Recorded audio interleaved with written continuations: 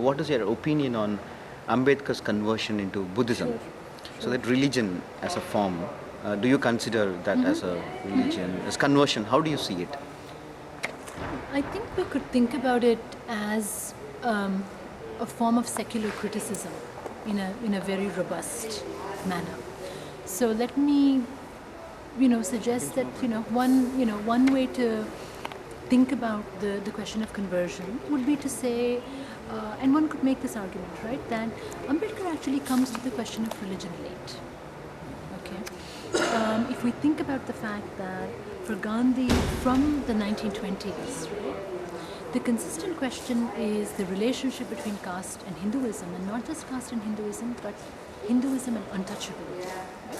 And the argument that he will finally come to is to say that untouchability is not part and parcel of an organizational order of caste. Right? It's an excrescence, it stands outside of it. And from the start, the question for Gandhi is very clear, that there's some relationship between caste, Hinduism, and caste and untouchability.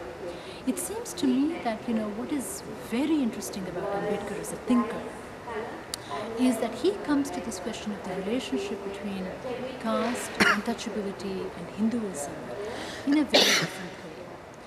First, that the initial set of moves that we actually see Ambedkar engaging in when he first returns from Colombia and so forth, and then again from Britain, that the first set of moves that we see him really experimenting with in the 20s into 32 is to take the available resources of the colonial state, colonial policy, and to work within the domain of rights logic.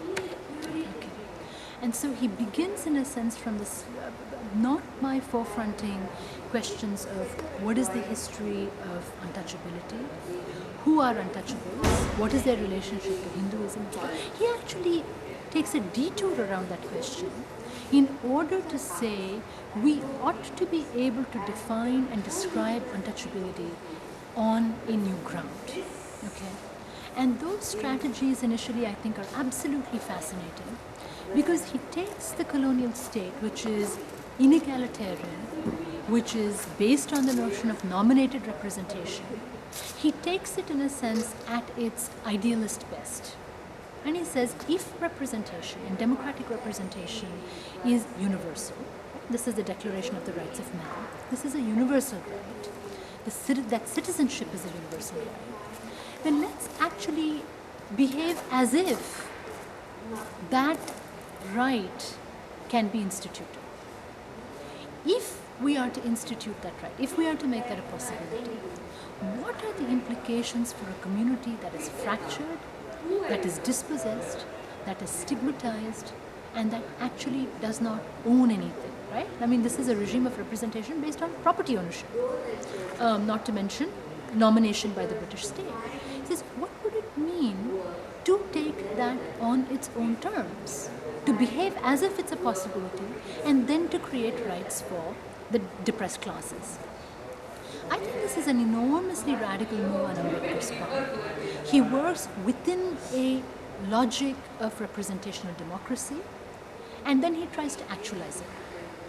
And the place that he really comes to across the 20s until 1932, until the Round Table Conference and then the separate electorate and then the separate electorate demand in Pune Pact, is to work that logic to say, we demand universal rights, and then because we're a dispossessed community, we want special rights. Okay? And that's what the separate electorate finally culminates in. So Ambedkar begins not by accepting the received way of talking about untouchability, which is to say there's a relationship between that and Hinduism. It is to actually say, let's shift the conversation. Right? That is a secularizing move too, you could say. Right? It says this is a question of interest, it's a question of rights, it's a question of dispossession, it's a question of material deprivation. So it's very interesting to me that Ambedkar comes to the question of religion after that, the failure of the Pune, the failure of separate electorates and the Pune Pact moment, right? The engagement in a sense with Gandhi and Gandhian logic, and then of course conversion by 56. So it seems to me that, Ambedkar's relationship then to Buddhist conversion is a very, very complicated one. The easy way then to say it is to say, well, Ambedkar comes to the conclusion, especially after that debate with Gandhi and the fact that after that he and Gandhi are going to be constant agons on the public political sphere, in the public political sphere, that he comes to the realization that, Dalits also need to have some investment, some belief, they need to have faith. We have a long history of, internal reform within religion, Nirgun Bhakt, people deciding to become, sects that are, kind of quasi-Hindu but maybe not. We've got the, the examples of Sikhism and so on and so on, sort of radical internal critiques of Hindu inequality. One easy way is to say that, what Ambedkar really needs to do is to give people who don't understand, in a sense, his complex ideas and thoughts, a way to understand the nature of his critique, the total critique that he has of Hindu society.